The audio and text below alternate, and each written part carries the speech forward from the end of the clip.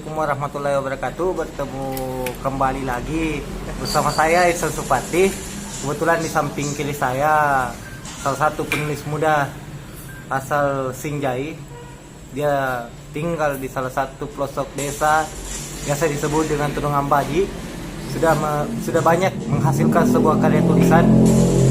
Antara lainnya Laki Kurang Ajar Dalam Secangkir Kopi, Perempuan-perempuan Mabuk Surga diantaranya. Dan bincang-bincang malam kali ini yaitu kita akan membahas salah satu tulisan yang sangat menggelitik di media yang dia tulis, yaitu spermaku tumpah sebelum kita menikah.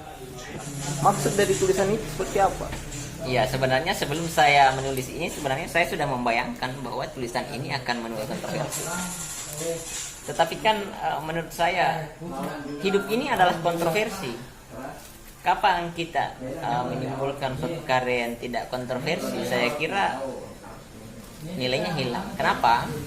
Menurut saya nilai dari tulisan itu adalah di saat dia kontroversi, karena hanya dengan itu bisa menimbulkan, merangsang percakapan baru.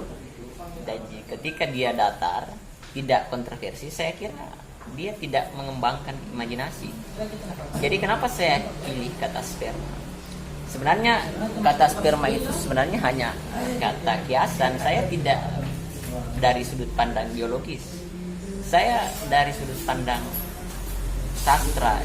Jadi saya pilih kata ini sebagai kata yang secara filosofi kehidupan bersumber dari situ.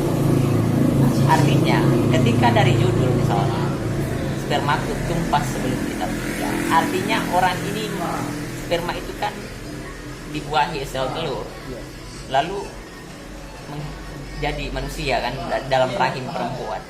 Jadi ketika dia misalnya keluar sebelum dia menikah, artinya dia keluar dan tidak menjadi manusia sebelum dia diikat oleh pernikahan. Itu yang pertama. Yang kedua, sebenarnya pesan moral yang mau saya sampaikan dalam tulisan ini adalah saya berbicara tentang konsep remaja dan konsep rumah tangga. Pertama, konsep remajanya itu adalah bahwa antara laki-laki dan perempuan ini, dia dalam cerita itu, ini kan cerpen ya, fiksi ceritanya, tetapi tidak bisa dipungkiri ini terjadi dalam kehidupan lingkungan sehari-hari kita.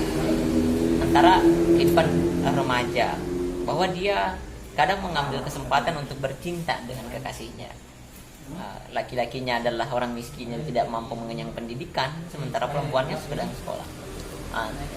Terlepas dari situ, di saat dia sudah menikah, yang mau saya perjelaskan di sini adalah bagaimana seorang perempuan, istri ataupun suami seharusnya punya kehidupan sendiri. Ibaratnya komunitas, dia adalah komunitas kecil dalam komunitas besar itu.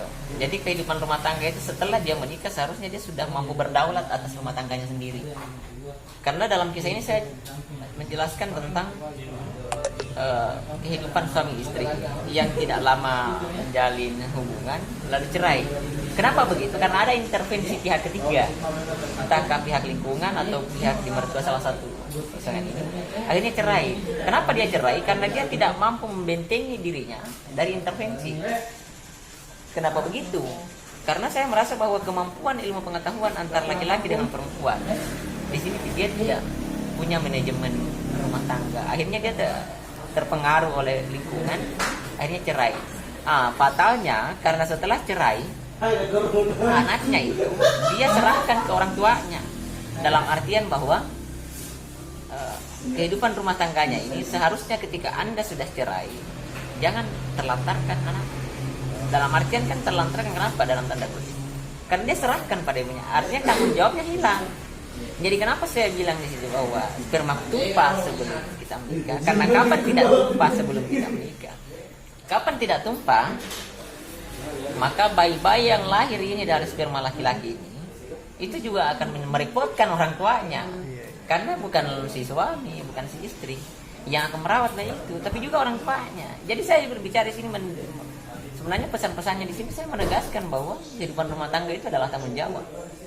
Ketika sudah menikah, bertanggung jawablah atas anaknya. Jangan serahkan pada orang tua, karena akan jadi beban. Memang tidak disampaikan oleh orang tua narkoba, tetapi secara tidak langsung akan membebani orang tuanya. Sementara si laki-laki dan perempuan yang setelah berpisah dia enak-enak saja kan.